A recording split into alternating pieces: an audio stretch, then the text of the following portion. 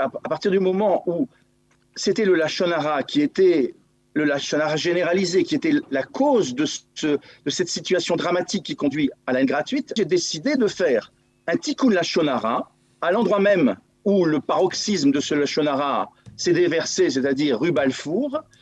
Et ce tikkun Lachon Hara, c'est un silence.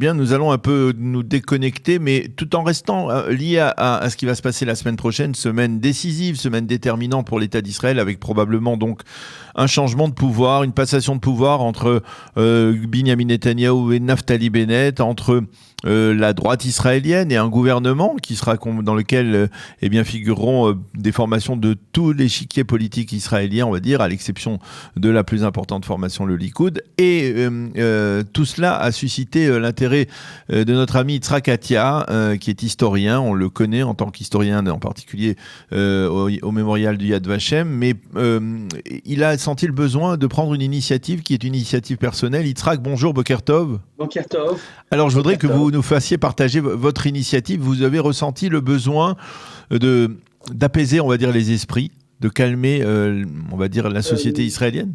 Non, pas du tout. Excusez-moi, j'ai ressenti un autre besoin, en fait. J'ai ressenti un besoin parce que je suis... ma profession, c'est de penser, alors, comme diraient certains. Donc, c'est très important pour moi de penser, de parler, d'exprimer, de donner mes idées.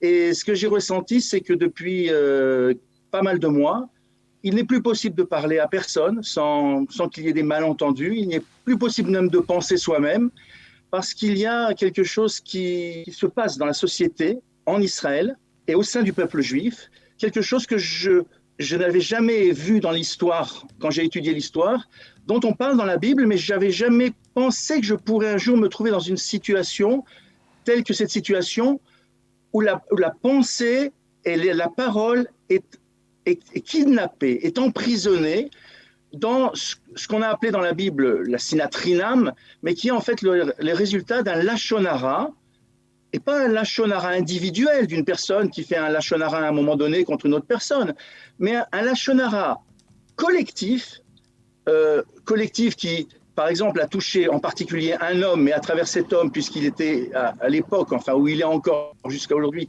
le chef du gouvernement et le chef de l'État, pas seulement, pas le président d'État, mais le chef de l'État. C'est-à-dire que tout le peuple juif israélien qui fait partie, qui sont les membres de cet État d'Israël, ont été touchés par ce Lachon Hara complètement généralisé. Et je me suis rendu compte qu'à un certain moment, quand toute la société, dans toutes ses couches, et à tous les moments, et pendant des heures et pendant des mois, sont englués dans le Lachon Hara, toute parole qui sort de ma bouche ou de la bouche de n'importe qui est prise au piège et automatiquement engluée dans cette masse de Lachon Hara, et plus aucune communication n'est possible. Et ce qui est plus grave pour moi, plus aucune pensée n'est possible. Alors, parce que les gens, vous avez... Je finis en disant une chose, les gens pensent que la langue sert à communiquer des messages ou à communiquer des pensées, c'est vrai, mais la principale fonction de la langue humaine, c'est d'insuffler à l'esprit ce qui lui permet de penser. Les mots nous permettent de penser, et ensuite on exprime notre pensée. Alors, ce premier mouvement est complètement congelé, annihilé. Alors, qu'est-ce que vous avez décidé de faire pour modifier cette tendance, on va dire? Alors, en espérant, avec mes moyens, mes simples moyens, j'ai pensé qu'à partir du moment où c'était le Lachon Hara qui était le Lachon Hara généralisé, qui était la cause de cette situation dramatique qui conduit à la haine gratuite, et que la parole était confisquée, j'ai décidé de faire un tikkun Lachon Hara à l'endroit même où le paroxysme de ce Lachon Hara s'est déversé, c'est-à-dire rue Balfour. Et ce tikkun Lachon Hara, c'est un silence. Et c'est un, si vous voulez, quand c'est quelqu'un qui fait la faute de Lachon Hara, il fait le jeûne de la parole. Il fait Tzom Hadibour. Mais quand c'est quelqu'un, ou quand ce sont tout un peuple qui a entendu ce Lachon Hara, alors il ne s'agit pas d'un Tzom Hadibour, il ne s'agit pas de se taire. Il s'agit d'un silence, et c'est un silence qui parle. Si les personnes connaissent un peu l'histoire de la Deuxième Guerre mondiale, qui est un peu mon domaine, pendant la Deuxième Guerre mondiale, en plein moment où tout le monde était désespéré, où il n'y avait pas encore de résistance, où il y avait une chape de plomb sur la France complètement étouffée, il y a un livre qui est sorti d'un homme qui était un écrivain avant la guerre et qui deviendra un grand résistant, qui s'appelle Vercors, et qui a sorti un livre qui s'appelle Le silence de la mer. Eh bien, le silence de la mer, c'est ça. C'est un silence qui parle quand plus aucun mot, plus aucune idée ne peut s'exprimer.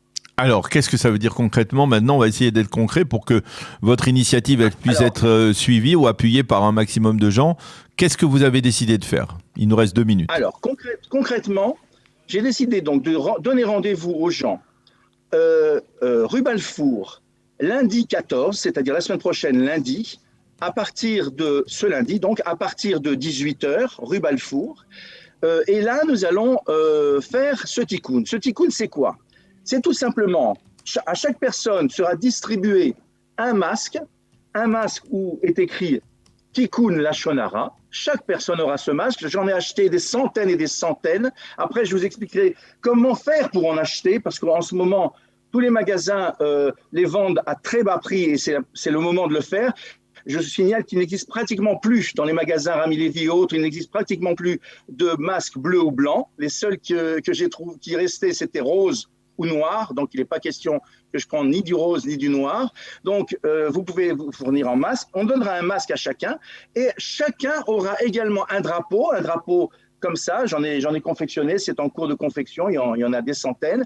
C'est un drapeau qui est un peu particulier parce qu'il fait 2 mètres, c'est un drapeau qui doit se tenir droit, c'est un drapeau qu'il faut honorer et tout ça se fera en silence.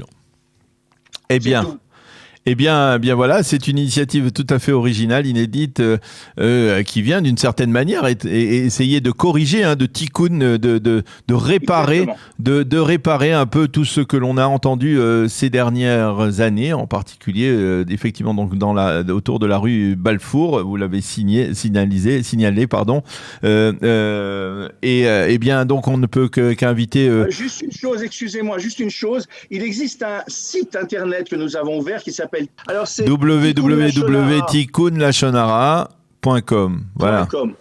Eh bien, voilà. Et sur ce site, vous aurez toutes les explications, où aura lieu ce tikkun, comment ça se déroulera, des photos. Enfin, vous pouvez vous brancher à tout moment sur ce site qui est assez évolutif pour soit nous rejoindre, soit nous encourager.